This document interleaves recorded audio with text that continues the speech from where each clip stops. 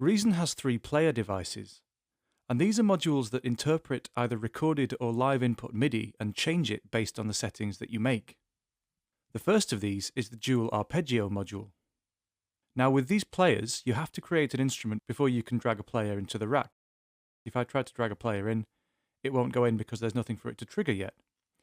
So if I go to my instruments and I load up, for example, a subtractor, I can then go back to players and I can then drag one of these, in this case the dual Arpeggio, onto my instrument.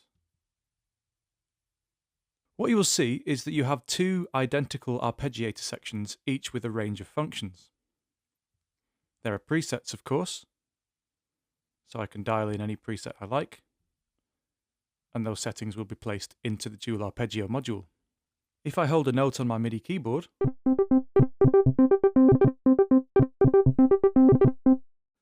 that's a single held note, and you can hear that it's being arpeggiated in 2 different ways. Either of the arpeggiator sections can be turned on or off, and of course you can bypass the device just like you can bypass any device in Reason. So if I turn it off, I'm back to just simple MIDI input. If I turn it back on, I could then, for example, turn off the second arp, leaving only the first one. And I could turn off the first one, just use the second one.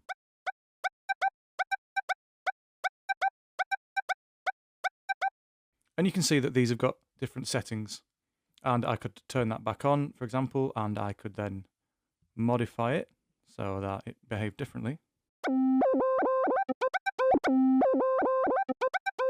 I can just tap any of these notes to remove them from the sequence, like this, because that sounds a little bit strange, so I could get rid of them.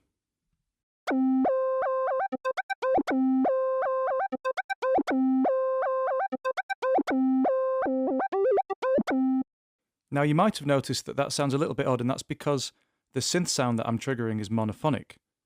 And so these 2 different arpeggiators are trying to leap around quite a lot, and it's creating a slightly odd effect. Now sometimes that can be good, it can be what you want, other times it's not necessarily. So if I was to get rid of this subtractor, for example, it's going to make me get rid of both devices. I could load up, let's say, a piano instead, which will let me demonstrate polyphonic arpeggiation. Back to my players, dual arpeggio, and this time if I bring in a preset, you can see different settings here.